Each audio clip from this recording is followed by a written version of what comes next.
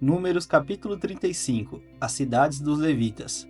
Nas planícies de Moabe, perto do rio Jordão, na altura de Jericó, que ficava no outro lado do rio, o Senhor disse a Moisés o seguinte: Mande que os israelitas das terras que vão receber deem aos levitas algumas cidades onde estes possam morar, e também terras de pastagens ao redor delas. Essas cidades serão dos levitas, e eles morarão nelas. As terras ao seu redor serão para o gado, para as ovelhas e as cabras, e para os outros animais. Os pastos ficarão em volta de toda a cidade numa distância de 450 metros a partir da muralha. Todo o terreno formará um quadrado de 900 metros de cada lado, isto é, medirá a mesma coisa a leste e a oeste, ao norte e ao sul. A cidade ficará no meio e os pastos ficarão em volta. Deem aos levitas 6 cidades para fugitivos. Se um homem, sem querer ou por engano, matar alguém, poderá fugir para uma dessas cidades. Além dessas, vocês darão aos levitas 42 cidades. Portanto, o total será de 48 cidades, todas elas com pastos ao seu redor. O número de cidades de levitas em cada tribo será determinado pelo tamanho do seu território, isto é, dos territórios maiores será escolhido um número maior de cidades, e dos menores, menor número de cidades. As cidades para fugitivos. O Senhor Deus mandou que Moisés dissesse ao povo de Israel o seguinte: Quando vocês atravessarem o rio Jordão para entrar em Canaã, deverão escolher algumas cidades para fugitivos, onde poderá ficar morando qualquer homem que, sem querer ou por engano, tenha matado alguém. Aí ele ficará salvo do parente da vítima que estiver procurando vingança e não morrerá sem ter sido julgado em público.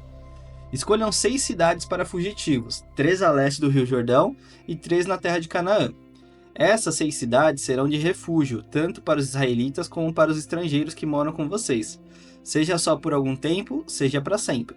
Quem tiver matado alguém sem querer ou por engano poderá ficar refugiado ali.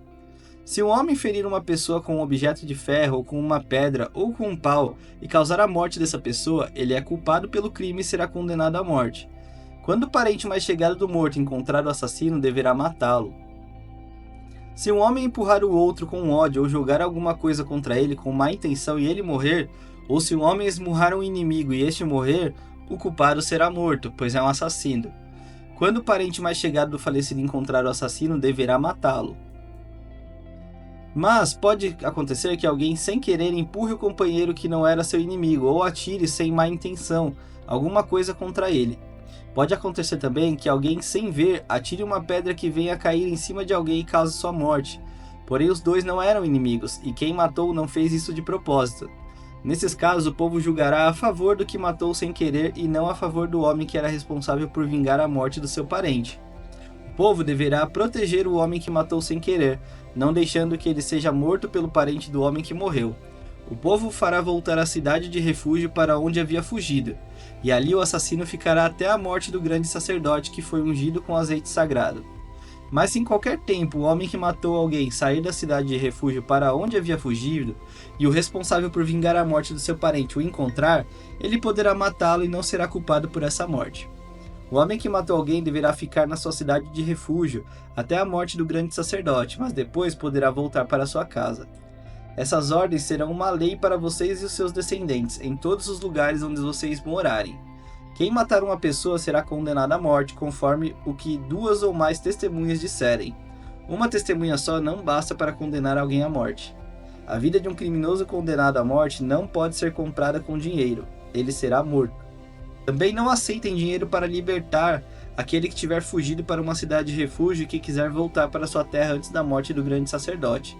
Portanto, não profanem com crimes de sangue a terra onde vocês vivem, pois os assassinatos profanam o país. E a única maneira de se fazer cerimônia de purificação da terra onde alguém foi morto é pela morte do assassino. Não tornem impura a terra onde vocês vão morar, pois eu também estou no meio dela. Eu, o Senhor, vivo no meio dos israelitas.